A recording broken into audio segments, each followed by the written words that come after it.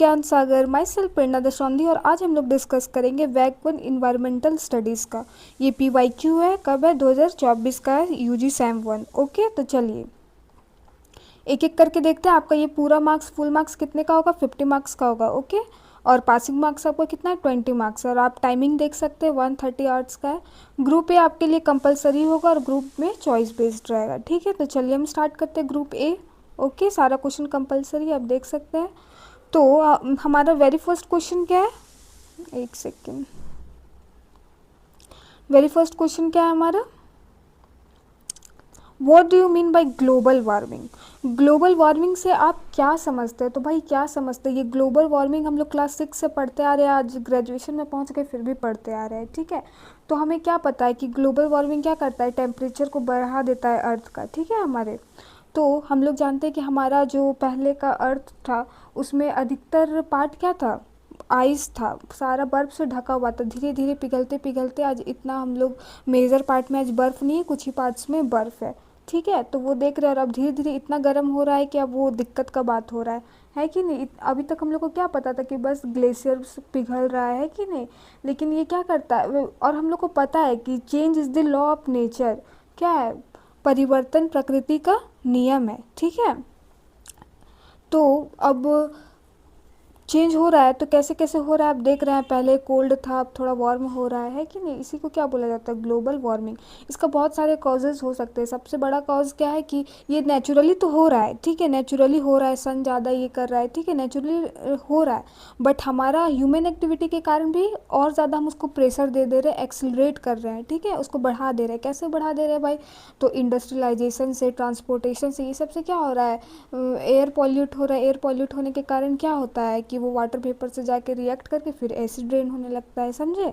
तो चलिए समझे। और मेजर गैसेस क्या हो सकता है ग्लोबल वार्मिंग का? तो कार्बन डाइऑक्साइड हो सकता है, मीथेन हो सकता है, CFC हो सकता है। ठीक है, चलिए एक्चुअली इसका आंसर सारा नीचे भी दिया हुआ है, तो हम डायरेक्ट आंसर पे ही जाते हैं। ओके, दूसरा क्वेश्चन क्या? What are the level of biodiversity? Right note on hotspots, right note on acid rain, और हाउ इज स्मोक फॉर्म? तो स्मोक का निर्माण कैसे होता है? ठीक है, चलिए ग्रुप बी हम लोग समझ लेंगे उसके आंसर के साथ। चलिए लॉन्ग आंसर टाइप है, देख सकते हैं। आपको यानी 3 इसमें लिखना है, 4 है, आपको यानी 3 लिखना है। तो पहला क्या है? Explain the main factor of water pollution and there effects. तो आप ये इजीली लिख सकते हैं। जल प्रदूषण के मुख्य कारकों, इन नियमों, इनमें होने वाली हानियों को समझाइए। आराम से कर सकते हैं। 3 में क्या है? What are sacred groups? Where are these found in India? Name any 4 what is their role in conservation? ठीक है, पवित्र उपवन क्या है? ये भारत में कहाँ पाए जाते हैं? इनमें से कोई 4 नाम लिखिए। संरक्षण में उनकी भूमिका क्या है? चौथा क्वेश्चन क्या है? शॉर्ट नोट लिखना है इकोलॉजिकल डाइवर्सिटी में और रेड डेटा बुक में। चलिए तो अब हम आंसर करते हैं। दूसरा क्या है? Flora and fauna of Jharkhand. और भी क्वेश्चन है। 5 में क्या है? Explain the structure, component and function of pond ecosystem. और उसके बाद फिर से राइट शॉर्ट नोट्स है। रिवर ऑफ झारखंड, झारखंड के रिवर के बारे में लिखना। वाइल्ड लाइफ प्रोटेक्शन एक्ट 1972, ये हम लोग को पता है। ये नियम किसके लिए? तो वन के संरक्षण के लिए बनाया गया था। ठीक है, और एक्स इसमें क्या है? एक्स सेतु सीतु कंजर्वेशन। ओके, चलिए अब आंसर्स देखते हैं हम एक एक करके। ओके, चलिए समझते जाएंगे। ग्लोबल वार्मिंग समझा दिए, इसको थोड़ा सा पढ़ लेते हैं, इसके बाद देखा जाएगा। What do you mean by global warming? Global warming से आप क्या समझते हैं?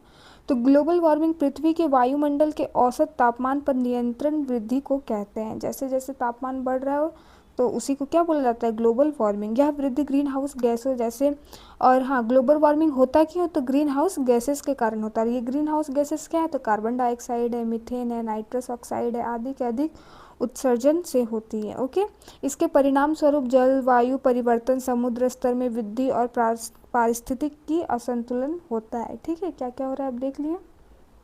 चलिए, what are the levels of biodiversity? तो इसको कितने स्तर में बांटा गया? 3 स्तर में बांटा गया। जैव विविधता को कितने स्तर में बांटा है? 3 में। तो पहला क्या है? प्रजाति विविधता। दूसरा क्या है? आनुवंशिक विविधता। और तीसरा क्या है? पारिस्थितिक विविधता। ओके, याद रहेगा। चलिए राइट अ नोट ऑन, ये आई थिंक ये सब सर करवा चुके होंगे आपको, हम अभी बस क्वेश्चन करवा रहे हैं, ठीक है। ये सब का यूनिट शायद सर बता दिए हैं, आप लोग को पढ़ा दिए हैं। अगर अधिक जानना है तो आप वहाँ जाके पढ़ सकते हो, उसके बाद क्वेश्चन वाला ये सब अटेम्प्ट कीजिएगा, ओके। उसके बाद क्या, right not on hot spot. तो हॉट स्पॉट क्या है भाई? हॉट स्पॉट वे क्षेत्र हैं जहाँ जैव विविधता अधिक पाई जाती है, ठीक है। जैव विविधता अधिक पाई जाती है और विलुप्त की खतरा अधिक होती है। विलुप्त होना मतलब गायब हो जाना, ठीक है। विश्व में 36 हॉट स्पॉट है जिनमें भारत के क्षेत्र Himalaya, Indo Verma, Indo Malaysia, पश्चिमी घाट आते हैं। समझ गए हॉट स्पॉट क्या है? समझ में आ गया ना? तो मतलब हॉट स्पॉट एक ऐसा एरिया है जहाँ स्थानीय प्रजातियाँ में गायब होने, विलुप्त होने का और समापन का खतरा मंडराता हो 70%। तो ऐसे क्षेत्र को क्या कर आई यूसीएन के द्वारा क्या कर दिया जाता है? हॉटस्पॉट एरिया घोषित कर दिया जाता है। ये टोटल 36 है और 36 में 4 हमारे भारत में है, ठीक है। भारत वाला तो आप देख लिए, चलिए ठीक है। दूसरा क्या, right a note on acid rain. तो ये अम्ल वर्षा होती क्या है? तो जब वायुमंडल में sulphur dioxide and nitrogen oxide जल वाष्प के साथ मिलकर अम्लीय वर्षा करते हैं तो इन्हें अम्ल वर्षा कहते हैं। समझ में आया? नहीं आया कोई बात नहीं। तो देखिए, जब NO2, थोड़ा सा लिख के समझा देते हैं, ठीक है। तो देखिए, ठीक है, थोड़ा सा हम कोशिश किए बताने का। देखिए, जो NO2 गैस है और SO2 है, ठीक है, ये क्या करते हैं, जो हमारे बादल है जैसे पता है, वो वाटर वेपर के साथ जाके रिएक्ट कर जाती है। रिएक्ट करने के बाद SO2 क्या बना देती है? H2SO4 यानी सल्फ्यूरिक एसिड। और Na2 ऊपर जाके रिएक्ट करके क्या बना देती है? HNO3, जो कि जिसे बोलते हैं हम क्या, नाइट्रिक एसिड, ओके। तो ये दोनों होते हैं, ठीक है, वाटर वेपर के साथ रिएक्ट करते हैं। और ये सब गैस कैसे एमिट होते हैं? तो इतना सारा ट्रांसपोर्टेशन के कारण, इंडस्ट्रियलाइजेशन मतलब इंडस्ट्रीज़ के कारण, समझे। चलिए ठीक है, आगे बढ़ते हैं। चलिए, और दूसरा पॉइंट क्या है? यह मिट्टी, जल, पौधों, इमारतों और मानव स्वास्थ्य के लिए हानिकारक है। हमारे सॉइल फर्टिलिटी को ख़राब कर देती है, वाटर को पॉल्यूट कर देती है। तो जैसे ऊपर में था ना क्वेश्चन कि वाटर पॉल्यूशन का क्या क्या कारण हो सकता है, तो आप ये किसका भी एग्जांपल इसमें दे सकते हैं, पॉइंट ऐड कर सकते हैं। पौधों में पड़ती है, इमारत है, जैसे कि सबसे बड़ा एग्जाम्पल क्या है? ताजमहल, ठीक है। उसके बाद मानव हमारे हेल्थ पे भी इशू डालती है, ठीक है। चलिए, अब हमारा दूसरा क्वेश्चन क्या है? How is smog formed. Smog का निर्माण कैसे होता है? तो चलिए देखते हैं। स्मॉग धुएं, स्मोक और कोहरे के मिश्रण से बनता है, ठीक है। यह मुख्यतः प्रदूषित शहरों में औद्योगिक धुएं और वाहन उत्सर्जन से निर्मित होता है। तो कैसे होता है? तो इंडस्ट्रीज से होता है और ट्रांसपोर्टेशन से, ठीक है। इसमें श्वसन रोग और आंखों में जलन जैसी समस्याएं उत्पन्न होती है। तो क्या होती है? सांस लेने में दिक्कत होता है और आँख में थोड़ा इफेक्ट पड़ता है, ठीक है। चलिए, explain the main factors of water pollution and there effects. तो चलिए पढ़ते हैं। जल प्रदूषण के प्रमुख कारकों और इनमें होने वाली हानियों को समझाइए। तो जल प्रदूषण का अर्थ क्या है, पहले समझिए। जल स्रोतों यानी जल सोर्स क्या क्या है? नदी है, तालाब है, झील है, भूजल है, ओके, का अशुद्ध एवं अस्वच्छ होना। पॉल्यूशन, प्रदूषित होना मतलब उसका अशुद्ध हो जाना और अस्वच्छ हो जाना, ठीक है। आज के समय में यह एक गंभीर पर्यावरणीय समस्या है, बहुत बड़ा समस्या है कि नहीं। और इसके कारण क्या हो सकते हैं? औद्योगिक अपशिष्ट, कारखानों से निकलने वाले रसायन, भारी धातुएं जल से मिलकर उसे विषैला बना देती है। तो जो केमिकल हमारी इंडस्ट्री, कारखानों से निकलती है, वो क्या करती है? विषैला बना देती है कि नहीं। घरेलू अपशिष्ट, नाली का गंदा पानी, साबुन, डिटर्जेंट, सीवेज सीधे नदियों में गिराया जाता है। जितना भी हमारा गंदा पानी वो डायरेक्ट कहाँ हम लोग नदी की तरह डाइवर्ट कर देते हैं। इसी से क्या हो जाता है? और ज़्यादा पॉल्यूटेंट हो जाता है। कृषि अपशिष्ट, कीटनाशक उर्वरक और कीटनाशक दवाइयाँ वर्षा में पानी के साथ बहकर तालाबों व नदियों में पहुँच जाती है। जैसे एग्रीकल्चर के लिए हम लोग जो कीटनाशक ये यूज़ करते हैं, तो उससे क्या होता है? जब पानी गिरता है तो बह के वो नदी तालाब में ही चला जाता है कि नहीं। धार्मिक व सामाजिक क्रियाएँ, जैसे अभी गणेश महोत्सव ये हुआ, समाप्त हुआ, तो उसमें क्या हुआ कि अभी तो बहुत ज़्यादा ठीक है, पहले क्या दिखाता था, इतना बड़ा बड़ा मूर्ति बनाता था और डायरेक्ट पानी में कर देता था। तो उसमें जो केमिकल प्रेजेंट होते थे वो क्या करते थे? उससे जाके रिएक्ट कर जाते थे और पानी को गंदा बना देते थे। और अब क्या क्या है कि बहुत सारे ऐसा में देखे कि बांस का बनाया गया है, बहुत सारा मतलब सुधार करने का कोशिश किया गया है, ठीक है। चलिए, हानियाँ क्या है? पीने योग्य स्वच्छ की जल कमी, जल जनित रोग जैसे हैजा, डायरिया, टाइफाइड फैलना। क्या? हैजा, डायरिया और टाइफाइड, ओके। जलीय जीव जंतुओं को नष्ट होना, पारिस्थितिक संतुलन बिगड़ना, मतलब इकोलॉजिकल सिस्टम क्या हो जाना? बिगड़ जाना, अनबैलेंस हो जाना। इसका क्वेश्चन क्या है, पवित्र उपवन क्या है, यह भारत में कहाँ पाए जाते हैं, इनमें से कोई 4 नाम लिखे, संरक्षण में उनकी भूमिका क्या है। तो चलिए पढ़ते हैं। पवित्र उपवन ऐसे प्राकृतिक वन क्षेत्र हैं जिन्हें स्थानीय समुदाय धार्मिक या सांस्कृतिक कारणों से पवित्र मानकर संरक्षित करते हैं। ठीक है, मतलब क्या माना गया है कि जिन्हें स्थानीय समुदाय धार्मिक या सांस्कृतिक कारणों से पवित्र मानकर संरक्षित करते हैं। इन स्थलों में पेड़ काटना, शिकार करना या प्राकृतिक संसाधनों का दोहन करना वर्जित होता है। समझे, इस समय हम लोग पेड़ नहीं काट सकते, शिकार नहीं कर सकते। और ये भारत में कहाँ कहाँ है, तो देखिए पवित्र उपवन प्राय उत्तरी पूर्वी राज्यों राजस्थान, महाराष्ट्र, केरल और हिमालय क्षेत्रों में पाए जाते हैं। ठीक है, ये कुछ धार्मिक और सांस्कृतिक रीति रिवाज के कारण वहाँ पे शिकार और ये सब नहीं कर सकते, और वो सब कहाँ पाया गया है, तो पूर्वी राज्यों राजस्थान, महाराष्ट्र, केरल और हिमालय क्षेत्रों में पाए जाते हैं। ठीक है, 4 प्रमुख उदाहरण क्या है, खासी और जनजातीय हिल्स यानी मेघालय। ठीक है, राजस्थान का खेजड़ी उपवन, अरुणाचल प्रदेश का वन क्षेत्र, महाराष्ट्र के देवरोई उपवन, मतलब यहाँ पे हम ना शिकार कर सकते हैं ना जंगल की कटाई कर सकते, कुछ भी नहीं कर सकते। क्यों नहीं कर सकते, क्योंकि इसे पवित्र उपवन माना गया है। ठीक है, प्राकृतिक भंडार है, कोई औषधीय पौधों और दुर्लभ प्रजातियों का संरक्षण करते हैं, जल स्रोतों और मिट्टी का क्षरण कर रोकते हैं, पारंपरिक ज्ञान और सांस्कृतिक धरोहर को संरक्षित रखते हैं। संरक्षित explain the structure, components and function of pond ecosystem.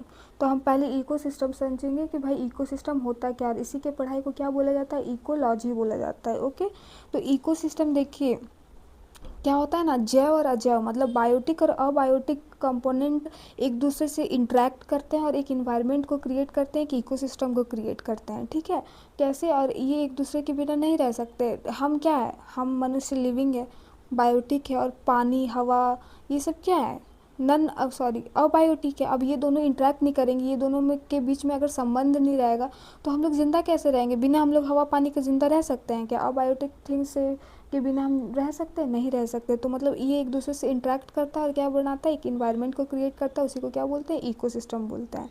अब इकोसिस्टम हर जगह का अलग अलग हो सकता है, यहाँ का धनबाद का अलग हो सकता है, और मान लीजिए लोहरदगा का अलग से हो सकता है, मतलब हर एक का अपना अपना होता है। ठीक है, और एक बड़े पैमाने में देखें तो झारखंड का अलग होगा, राजस्थान का अलग होगा।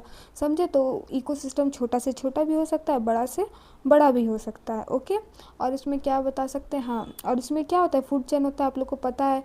एक क्या होता है, ऑटोट्रॉप्स होता है और एक हेटरोट्रॉप्स होता है। ऑटो मतलब जो खुद खाना बनाते हैं, और ये होता है ना, आप लोग पढ़े होंगे फूड चेन में पहला क्या होता है, प्रोड्यूसर, फिर कंज्यूमर, और उसके बाद डिकम्पोज़र। ओके, तो चलिए इसमें जो लिखा हुआ है समझा देंगे, अब इसको पढ़ लीजिएगा। ठीक है, ये पीडीएफ आपको कहाँ मिलेगा, बोलिए, ऐप में मिलेगा।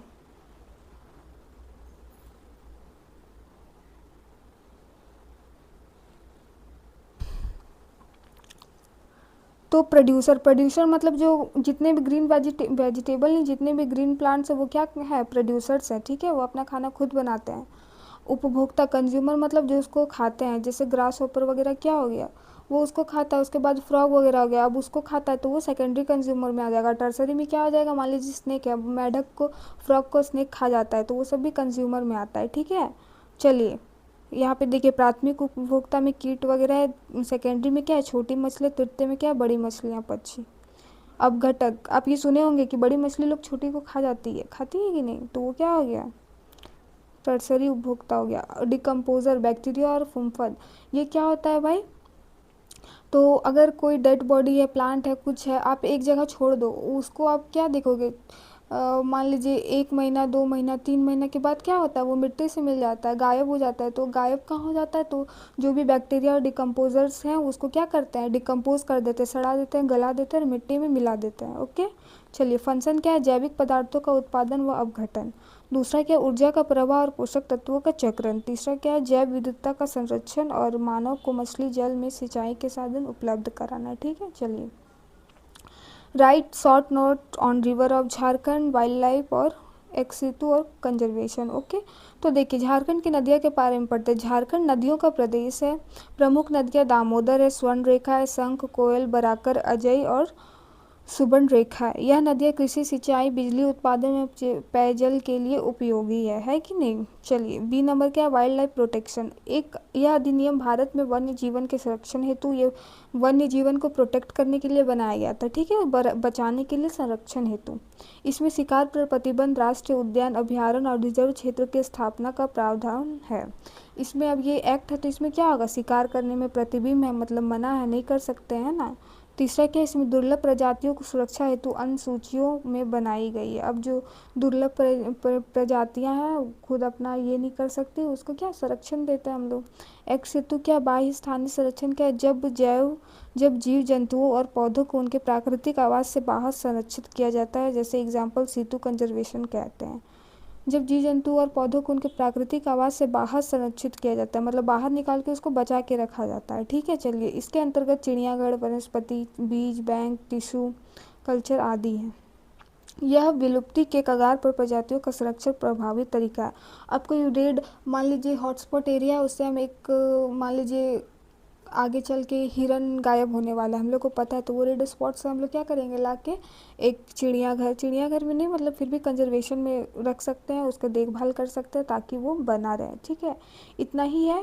Thank you for watching. ये पार्ट 8 था, पार्ट 7 तक बन चुका है। जो नहीं देखे आराम से देखिए, टेंशन नहीं लेना है कि सब्जेक्टिव होगा कि ऑब्जेक्टिव, ठीक है। चलिए thank you for watching, have a nice day, bye.